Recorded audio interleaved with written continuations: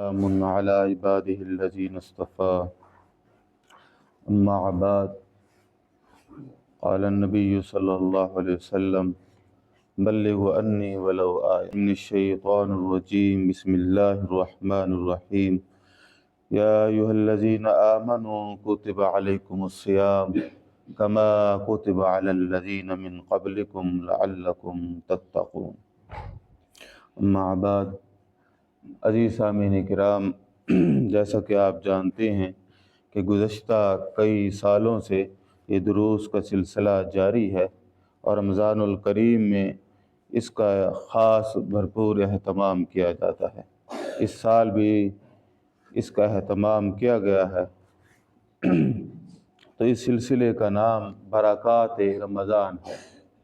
تو اس میں انشاءاللہ ہم روز ایک درس دیں گے جس میں رمضان المبارک کے عنوان پر 30 دروس ہوں گے۔ انشاءاللہ یہ یوٹیوب پر بھی لائیو دکھائے جائیں گے۔ تو آج اس سلسلے میں پہلا درس ہے اور جس کا عنوان ہے استقبال رمضان۔ یہ میری کتاب کا ایک مضمون ہے جس کو میں نے پچھلے سال بھی پیش کیا تھا، یہ عرض خدمت ہے۔ جو شخص اللہ تعالیٰ کی الوہیت میں وحدت اور نبی کریم صلی اللہ علیہ وسلم کی ختم نبوت پر ایمان لاتا ہے تو اس کا دل ایمان سے منور ہو جاتا ہے، اور حرارت ایمانی تقاضا کرتی ہے کہ اس پروردگار عالم کی بجاوری کی جائے جس کے فضل و کرم، احسان و عطا کا کوئی شمار نہیں۔ اب اس کے جذبہ ایمانی کی تسکین صرف عبادات سے ہوتی ہے، کیونکہ ایمان کی غذا عبادت ہے۔ جب انسان کا دل اللہ تعالیٰ کی رضا پانے کے لیے بے قرار ہوتا ہے تو اطاعت اس بے قرار دل کی دوا بن جاتی ہے۔ وہ صبر و تحمل اور تزکیہ نفس سے علاج کرتا ہے اور تقوی کا ثمر پاتا ہے۔ جیسے جیسے رمضان آتا ہے خوشیاں لوٹ آتی ہیں۔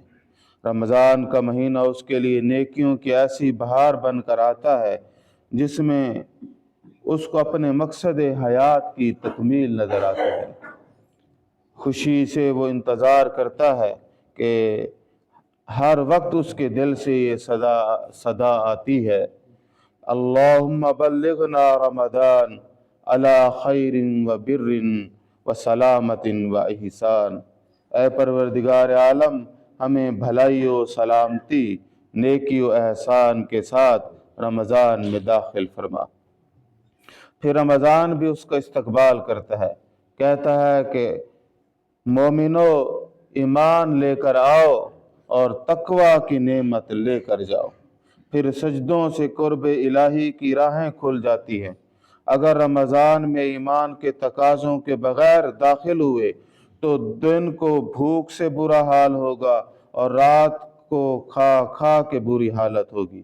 نہ صبر کا مزہ آئے گا اور نہ شکر کا مزہ آئے گا اور نہ ہی تقوی نصیب ہوگا۔ آج پھر رمضان المبارک ہمارے اوپر سایہ فگن ہے، اس سے کیسے نفع اٹھایا جائے، اس حوالے سے چند گزارشات عرض کی جاتی ہیں کہ رمضان المبارک ہماری زندگیوں میں کئی بار آیا ہے۔ کیا ہم اس ماہ مبارک سے بھرپور فائدہ یا نفع اٹھا سکے ہیں؟ اگر جواب نہیں ہے تو پھر وہ کون سے عوارضات ہیں، وہ اسباب یا وجوہات ہیں جن کے باعث ہم بھرپور طریقے سے یہ سعادت حاصل نہیں کر سکے؟ تو ان کی چند بنیادی جو ہے وجوہات یا اسباب ہیں۔ سب سے پہلا ہے عدم معرفت الہی، کہ جس آدمی کو اپنے مالک کی شان کا پتہ نہ ہو، اس کی حقیقت کا پتہ نہ ہو، اسے یہ بھی پتہ نہ ہو کہ میرے اوپر کس ذات کے سب سے زیادہ احسان ہیں، اس کے فضل و کرم جس کا شمار ہی نہیں ہو سکتا، تو اس ذات کو سے تعارف ہی نہ ہو تو وہ پھر بیچارہ کیا ایمان اور کیا عمل پہ ہے وہ جاری کرے گا۔ تو قرآن مجید سے دوری یہ دوسرا سبب ہے کہ انسان قرآن سے دور ہے۔ تو بھئی یہ قرآن مجید اس امت کی روح ہے، قرآن سے دور مردہ قوم ہوگی، वो मुअज़्ज़ज़ थे ज़माना में मुसलमान होकर, हम खार हुए तारके कुरान होकर। तो अल्लाह तबारक व तआला ने भी फरमाया वअतसिमू बिहब्लिल्लाहि जमीअन, सब के सब अल्लाह ताला की इस रस्सी को मजबूती से थाम ले। और एक अल्लाह ताला से दूरी की वजह अल्लाह ताला की नाफरमानी है, गुनाह करना, चाहे छोटे भी हों। भाई छोटे गुनाह मुसलसल करते रहेंगे तो वो भी ढेर सारे हो जाएंगे, तो बड़े गुनाह करेंगे तो वो उससे भी बुरी बात है।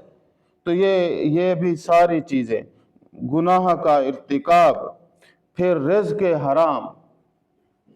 बदकिस्मती से हमारे मुआशरे में रिज़्क़ हलाल का उस तरह एहतमाम नहीं किया जा सकता भाई जिस तरह की तालीम इस्लाम हमें देता है। तो ये ऐसी चीज़ है कि भाई जिस तरह बंदा बगैर वज़ू नमाज पढ़े, अब हमने सहरी की है तो अगर भाई रिज़्क़ हराम हो तो रोज़े का क्या असर होगा, सहरी की क्या बरकत होगी।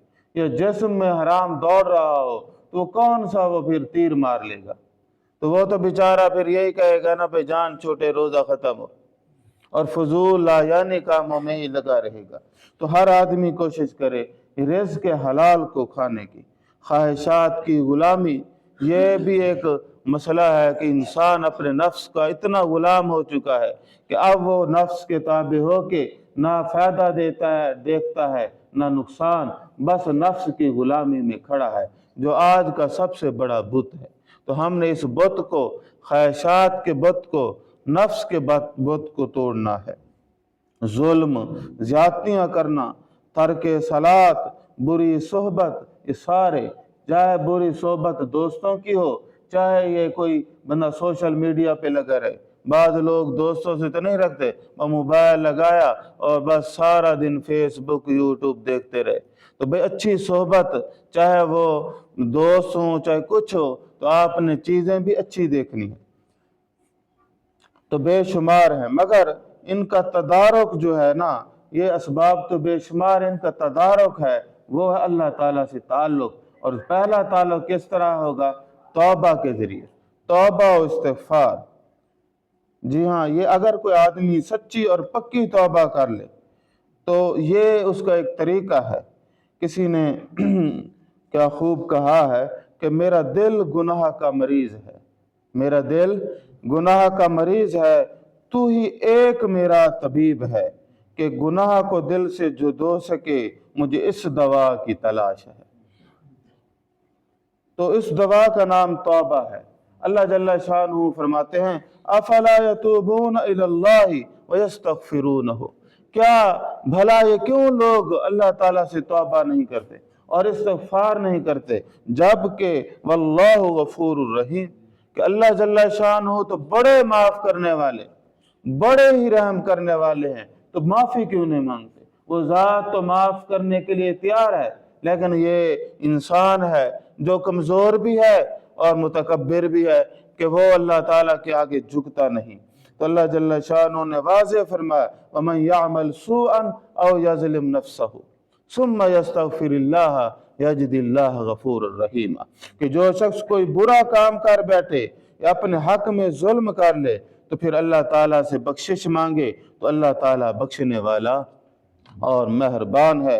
तो अल्लाह तबारक व तआला ने फरमाया कि वमा कान अल्लाहु मुअज़्ज़िबहुम व हुम यस्तग़फिरून, अल्लाह ताला ऐसा नहीं कि किसी को अजाब दें जबकि वो इस्तिग़फ़ार करते।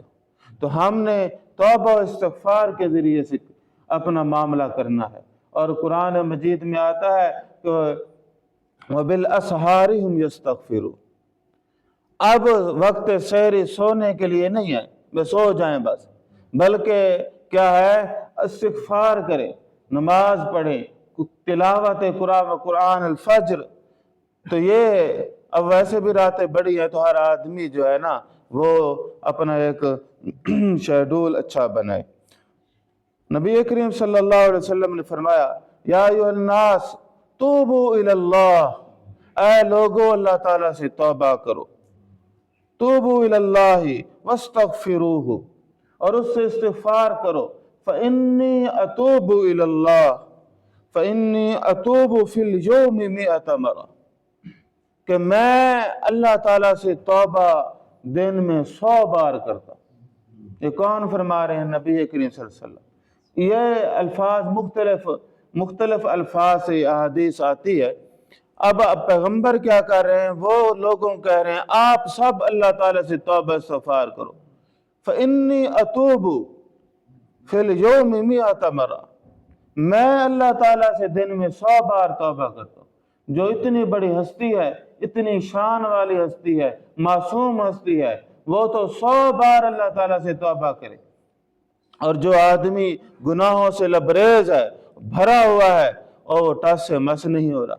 अल्लाह ताला ने कुरान मजीद में फरमाया वतूबू इलल्लाहि जमीअन अय्युहल मोमिनून, ऐ मोमिनों की जमात तुम सब के सब अल्लाह ताला से तौबा करो, लअल्लकुम तुफलिहून, ताकि तुम फलाह पाओ। थोड़ा तसव्वुर करे ना कि ये किन को कहा गया, किस वक्त आयत नाजिल हुई? जब सहाबा किराम की रिज़वानुल्लाह अलैहिम अजमईन की वो जमात मौजूद थी, बड़े बड़े दर्जे के लोग मौजूद थे। तो अल्लाह ताला फरमाते वतूबू इलल्लाहि जमीअन अय्युहल मोमिनून लअल्लकुम तुफलिहून। तौबा एक मुस्तकिल इबादत है जिसका बिज़ात खुद अजर व सवाब है। तो इंसान को चाहिए कि वो अपने दागदार और बदबूदार माजी को सच्ची और पक्की तौबा और इस्तिग़फ़ार के ज़रिए गुनाहों की गंदगियों से पाक करा दे और अपने आमाल को नेकियों से भर दे। कोई भी सआदत अल्लाह ताला की इस्तिआनत व मदद और उसकी तौफीक के बगैर नसीब नहीं होती।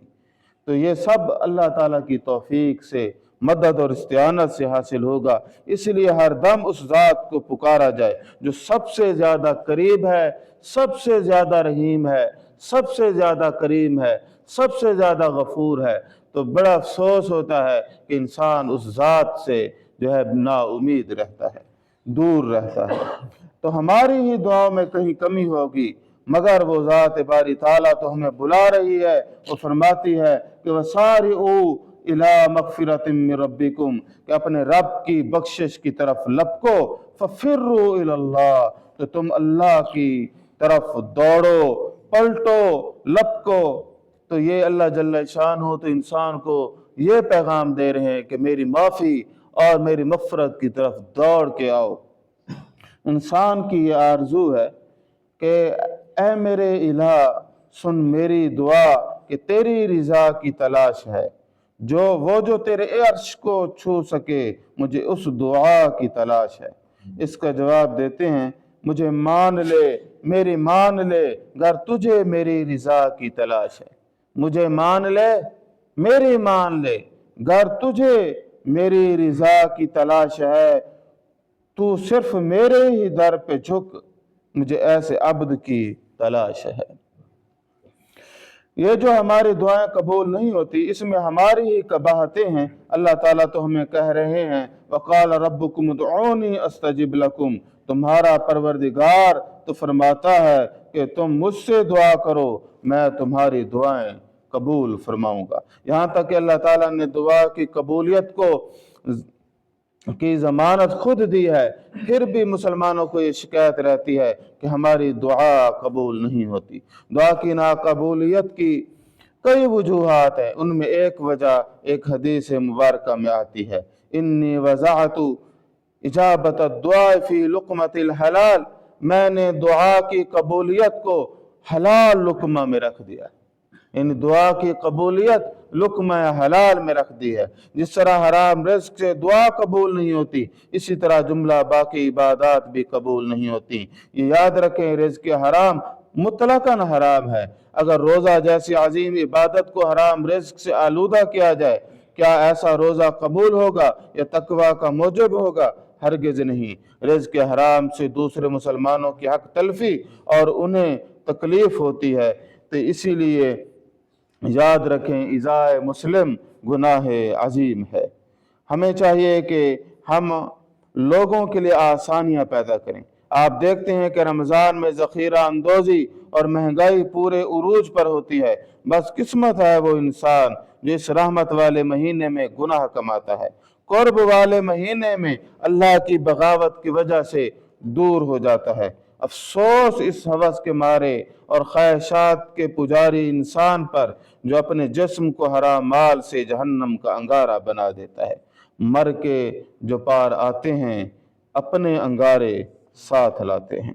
اس کے بعد رمضان المبارک جو ہے وہ ایسا شان والا مہینہ ہے جس میں قرآن مجید جیسی عظیم نعمت کا نزول ہوا، اس لیے اس کو شہر القرآن بھی کہتے ہیں۔ رمضان اور قرآن لازم و ملزوم ہے۔ نبی کریم صلی اللہ علیہ وسلم اس مبارک ماہ میں تلاوت قرآن مجید کو بڑھا دیتے اور صحابہ کرام بھی اس سنت پر بھرپور عمل کرتے۔ ہم بھی قرآن مجید کو دامن کو تھام لیں۔ قرآن مجید کو صرف ثواب کی نیت سے نہیں بلکہ ہدایت کی نیت سے پڑھیں۔ جتنا ممکن ہو اسے علماء کرام سے سیکھیں۔ علماء کرام کو بھی چاہیے کہ دروس قرآن کی محفلیں عام کریں۔ ائمہ کرام نے اس زوال پذیر اور مردہ قوم کے لیے جو دوا تجویز کی ہے وہ قرآن مجید ہے۔ خدا را قرآن مجید کے حقوق پورے کریں۔ قرآن کے حقوق یہ ہیں کہ سیکھا جائے، ایمان لایا جائے، تلاوت، تدبر، سمجھنا، عمل کرنا اور پھر دوسروں تک پہنچانا، یہ قرآن مجید کے بنیادی حقوق ہیں۔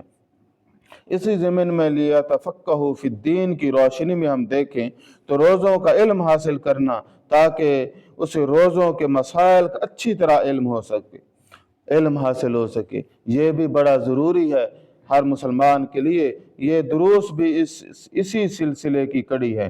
خود بھی سنیں، دوسروں کو بھی سنائیں اور اچھی بات پہنچانا بھی ایک صدقہ ہے۔ اب آخر میں رمضان المبارک میں ہم کیا کریں، اپنی مصروفیات کو محدود کر لیں، زیادہ وقت اللہ تعالیٰ کی یاد میں، قرآن مجید کی تلاوت میں گزاریں۔ اللہ جل شانہ اس رمضان المبارک کو ہمارے لیے بابرکت بنائیں۔ وآخر دعوانا